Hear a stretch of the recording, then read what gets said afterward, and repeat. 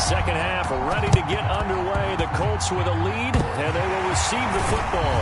And this is going to be taken in by the Colts. A very interesting call and one that backfires. I know they're losing, Charles, but boy, to start the second half with the onside kick, risky. Felt like a sense of urgency from their side, coupled with, you and I both know the special teams coordinators. They sell their key plays each and every week to the head coach, don't they? And I guarantee he's been selling this one. We can get it, coach, we can get it. And that came together with that sense of urgency you talked about. And he's got this down to the 35. And while we may be looking at the scoreboard, this offense certainly is not, because they're showing no signs of backing down, even with a 3-score lead here in the third quarter. I think they keep taking their shots. They've seen blown leads happen throughout this league. They don't want to fall victim to it themselves. They will throw on first down with Burrow. Man open, here is Jones. And he's out of bounds, almost gets to the 10. Well, partner, there's a pretty easy explanation for his success in this one. He's very comfortable throwing the football. Did you just see that one?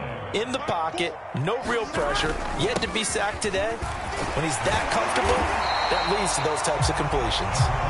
And they'll get him down after a pickup of 8, 2nd and 2.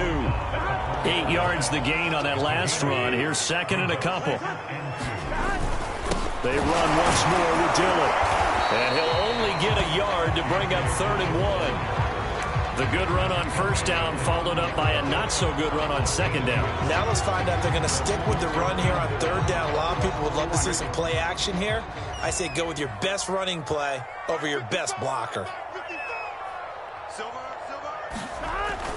And they'll go jet sweep to try to pick it up. And he'll get into the end zone. Touchdown, Indianapolis. Will Fuller, his 9th touchdown of the season. And the Colts add on to their lead. McManus's point after is good. And the lead is now 24. After the touchdown, here's McManus now to kick it away.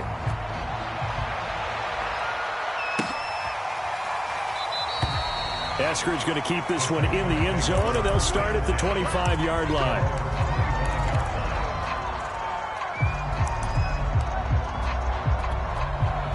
The Texans offense ready to go here for their next drive. They have been struggling. I would imagine at halftime they went through some possible changes. Well, those changes aren't working, so now where do you go? I think that now it's much more in their head. And what I mean by that is just what you said. You've gone over the changes. I bet they were pretty clinical at the half, not too emotional.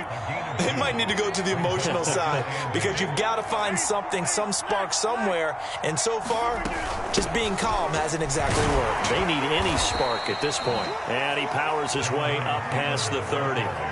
4 yards on the pickup there, as it'll leave him with a 3rd and about 4 more for a 1st.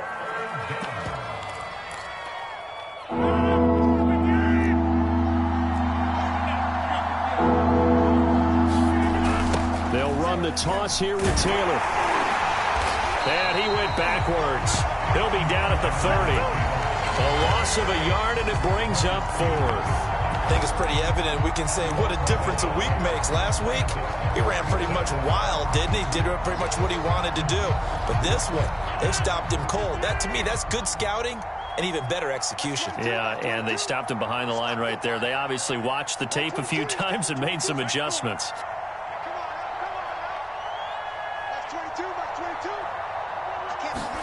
They'll go for it. It's Rodgers.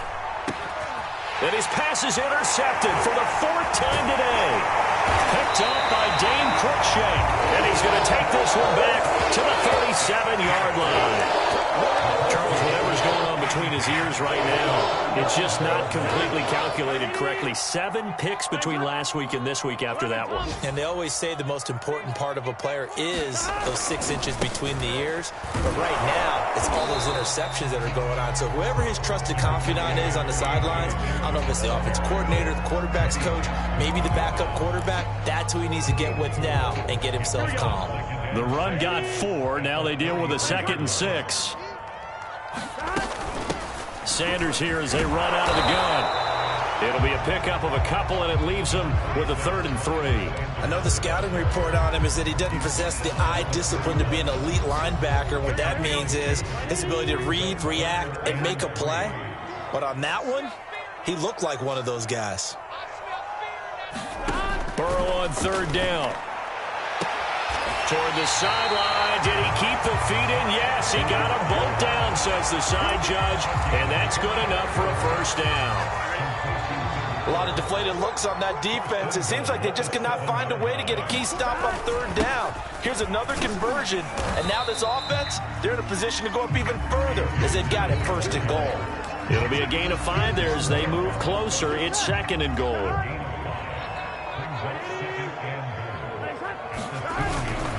They'll look to run with Dillon. And he takes this one in for a Colts touchdown.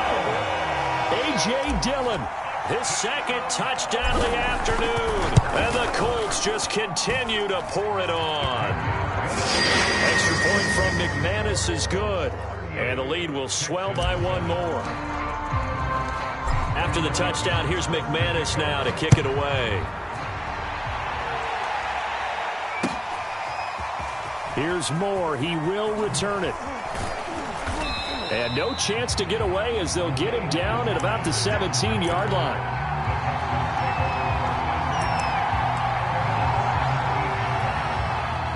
The Texans offense ready to go here for their next drive. And following the interception, just any interception, are you a little bit more cautious when you start that next drive, or no, you just throw that out the window? I think you are. I don't think that there's any way you can run back out there and go, totally didn't affect me. Let's just go ahead and be loose with the football again. You're going to take care of it, but you have to be careful about being too cautious because now you can't run any offense at all. Still want to attack. We'll see how they attack them here.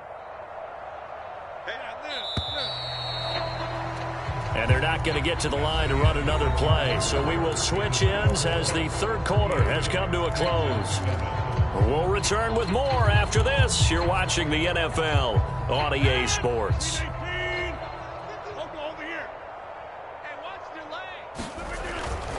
They go to the ground again with Taylor. And he will fight his way forward to about the 23-yard line. 2 yards on the carry there, and it's going to lead him to 3rd down. Seems pretty obvious defensively a key was stopping the run game. How have they done it so successfully? To me, it seems that these guys really did a nice job of paying attention during the scouting report meeting. And you know, Brandon, when they do those, they talk about the top plays that these guys like to run. The best runs for the top running back, those are the ones you focus on and want to take away. And they've done that pretty successfully in this game. So they'll come up 1st and 10 now from the 33.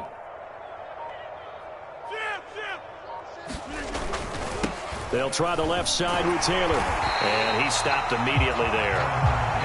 Denzel Perryman there to bring him down. This run defense has been pretty stout all game long. Now you're here in the 4th quarter.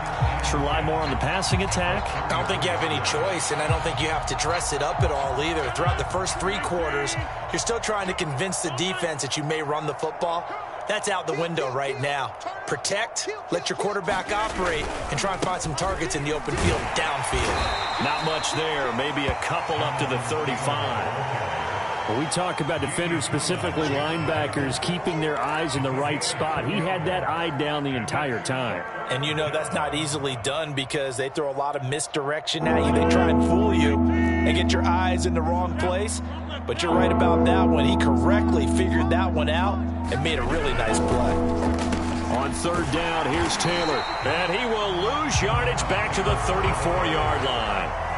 That'll make it 4th down after a loss of 1. I think this offense, specifically this running game, they're going to have to find a way to turn the page because they haven't found a way to run it effectively thus far, and it's cost them. And they're indeed going to go for it here on 4th down. So trailing here in the last quarter, let's see how this plays out. Now Rodgers got to have this one. He's letting it fly for Cooks. And my goodness, another interception. Picked off by the Pro Bowler, Marcus Peters. CD, this defense, man, at this rate, they're just having fun out there right now. And normally with this type of a lead, if you're a starter on defense, you're saying, hey, let the other guys play. But with this going on, no one wants to come out of the game. They all want their shot at picking off a pass. 78 yards rushing for him now as he's run it 11 times.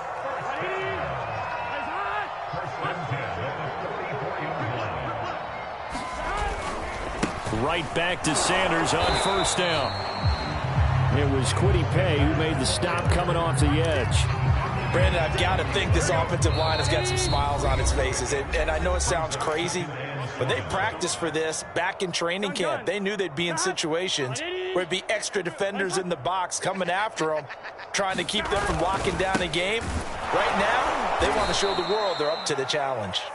And he'll lose yardage on the play back at the 45-yard line. It'll be a loss of a couple on the play, so now third down coming up. Here we go. Can.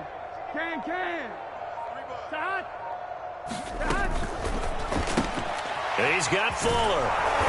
And he will get this to the midfield stripe, but that's not going to be enough. He's a few yards short. Just a 5-yard pickup, and it leads to fourth down.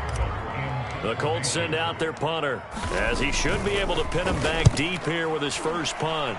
And he gets it away, a directional kick going toward the sideline. And for an offense that is struggling, this is not where you want to start from. Great punt. Fantastic punt. And for all those who wonder, what do punters do during the course of practice each and every day?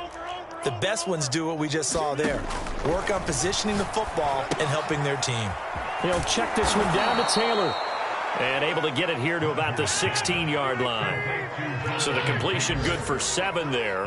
And it'll bring up a second down.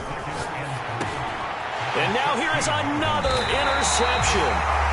Picked up by Grant Delpit. The utter domination here just continues. This defense, I don't know what more we can say all around about their performance. Well, it certainly feels in this game like maybe they're facing a Canadian defense. 12 guys on the field. It feels like there's an extra on every snap because they have really struggled to make headway through the air.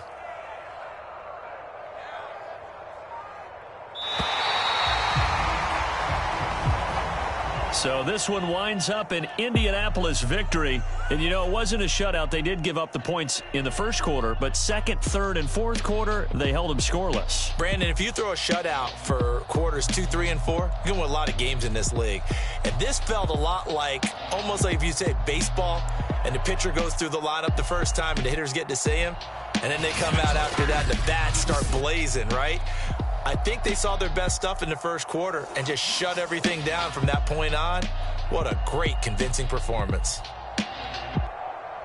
So for the Colts, they remain as hot as anyone, 6-0 now through the first month and a half. And they will hit the road next week for a date with the San Francisco 49ers. Meanwhile, for the Texans, the loss here will move them back to 500 at 3-3. And they'll try to rebound next week as they head to Glendale to take on the Cardinals.